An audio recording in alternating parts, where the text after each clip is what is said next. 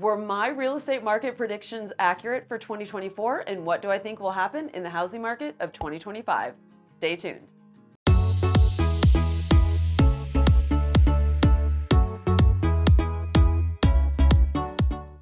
Hi everybody, I'm Melanie Atkinson, realtor with Compass in beautiful Tampa, Florida.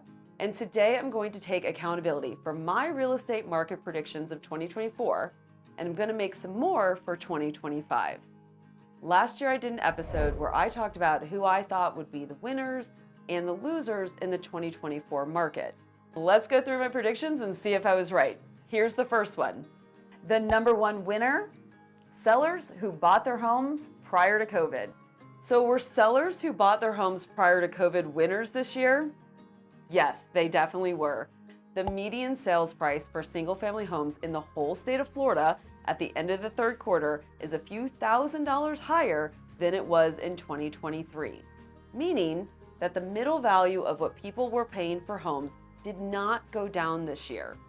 And that value is 56.6% higher than the median cost was in January of 2020 for the state of Florida, and an increase of 61.8% in the Tampa Bay area.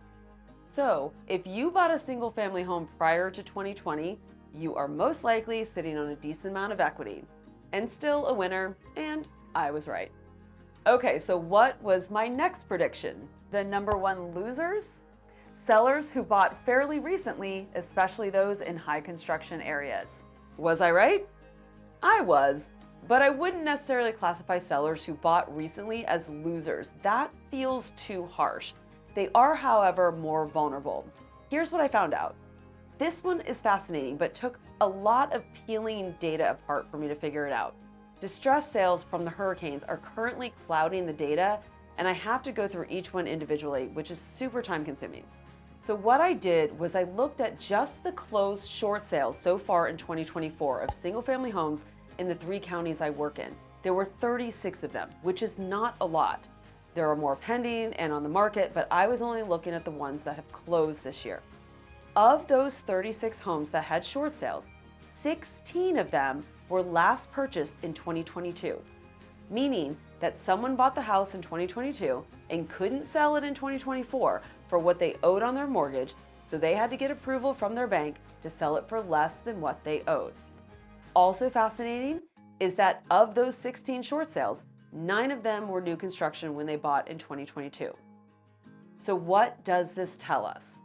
Even though the median sales prices throughout Florida have been stable and have even gone up a little bit, those slight increases are not enough for a lot of people who bought in recent years to be able to sell for more than what they bought it for, especially if there was a price adjustment in the particular area that that person lives in. Remember, real estate is very, very local.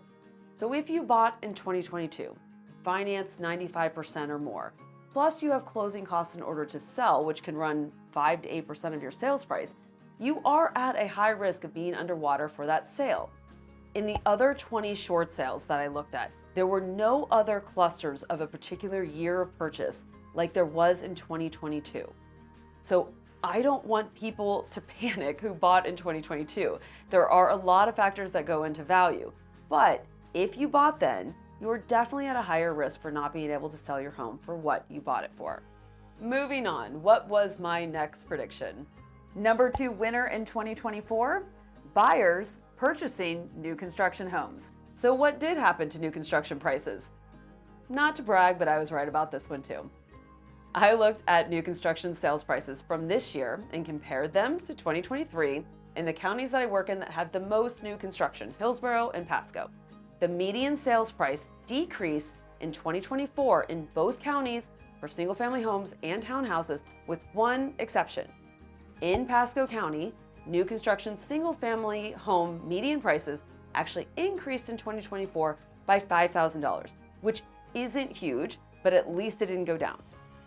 Now, I'm not going to bore you with all of the numbers for this, but what I want potential buyers to know is that the prices in Pasco County were much closer to 2023 numbers than in Hillsborough. Pasco held its value better this year, which I know from selling a lot of new construction that most of my buyers do lean towards buying in Pasco. The thing that can't be measured, because it changes all the time, is builder incentives. They have been very good this year. A lot of builders have loan rate buy downs and a lot of money towards closing costs. I think most of my new construction buyers have had almost all of their closing costs covered by the builder this year. And I do think that the trend of offering a lot in incentives will continue into 2025. Overall, I'm very happy for my new construction buyers this year. On to my next prediction.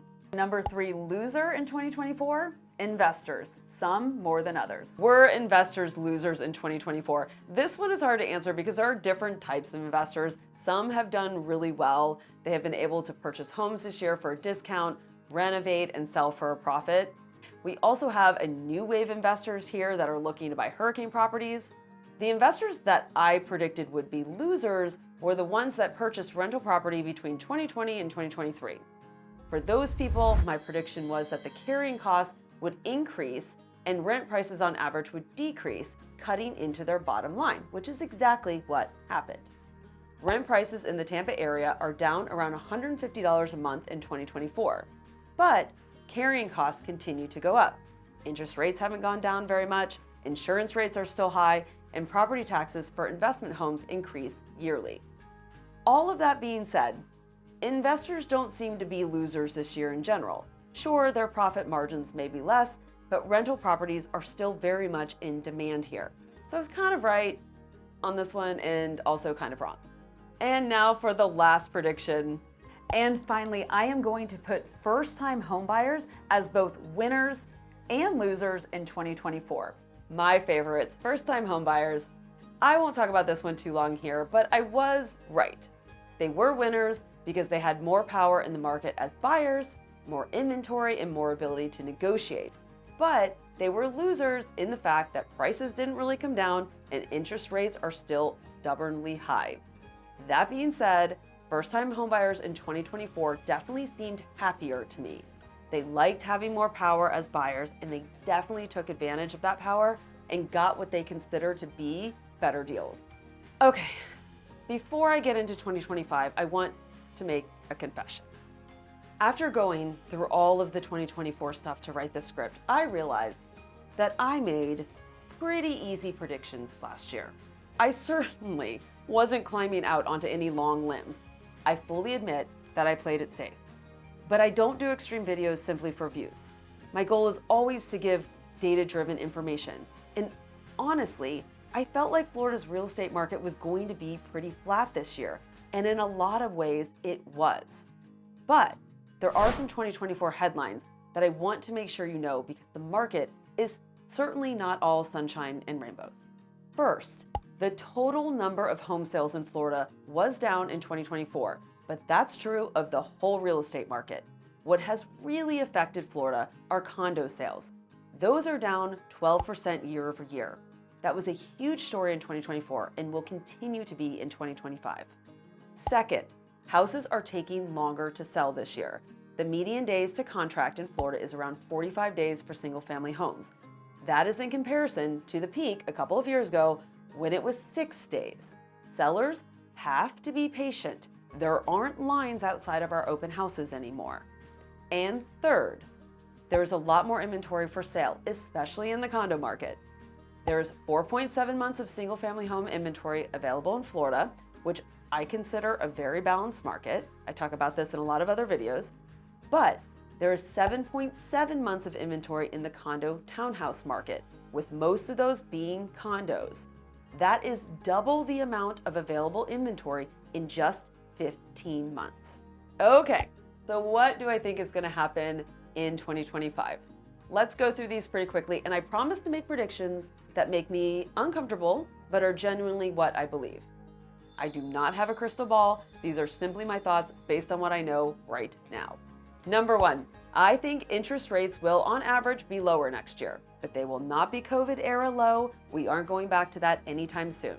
If they get under 5%, I will be very surprised, but happy. By the end of 2025, I predict that the condo market in Florida will stabilize, or at least the bleeding will somewhat stop. Now, why do I think that? Because the state government is getting a lot of pressure to undo some of the damage that was done with the rapid regulation changes that caused condo fees and special assessments to increase to crazy amounts. I also think that where there is distress, there are investors, and they will be coming in to buy up inventory, which reduces supply. Condos in general will be a big story in 2025. Number 3, speaking of investors, there is a ton of opportunity to buy hurricane damaged property in 2025. Builders and investors are already gobbling up what they can get. In the Tampa area, the places that had the most flood damage are also the areas that have the highest land values. South Tampa, the beaches. Builders and investors have been waiting for prices to go down and for there to be more inventory in these areas for a long time. There is no shortage of companies who want to buy those pieces of land. The people who own those homes will not be the winners. They have lost their homes and they have lost their equity. And if they didn't have insurance, they will take a bigger hit. And that is the part that breaks my heart. Number 4, demand for resale and new construction homes in non-flood zones will increase. This is an easy one. We have already seen that happen. Number 5, sales prices will be down in the hurricane-affected areas because the supply is going up drastically, but prices will be up slightly in non-hurricane affected areas, like our inland suburbs. Number 6, the number of short sales and foreclosures will increase, but not to levels that I will be worried about. We will see distressed sales in hurricane-affected areas and homes that were bought in peak pricing in 21 and 22. And number 7, here's my hottest take, and I could very well be wrong with this one. I'm going to go out on a long limb here. I actually think, even with all the storms we've had in Florida, that our average insurance rates are not going to go up in 2025. If they do, it'll just be by a tiny bit. Now, I have a lot of reasons for thinking this, but it's too long for this episode. But I absolutely want to go back at the end of next year and see if I was right on that one in particular. So that's it for my predictions. I'd love to hear your predictions on what you think will happen with the Florida real estate market in 2025. Throw them in the comments. Now, I know so many of you will be saying that the market is going to crash. That's everybody's favorite prediction that has been wrong for many, many years. I just don't believe that's going to happen next year. But if you do, I would love to hear your reasons why.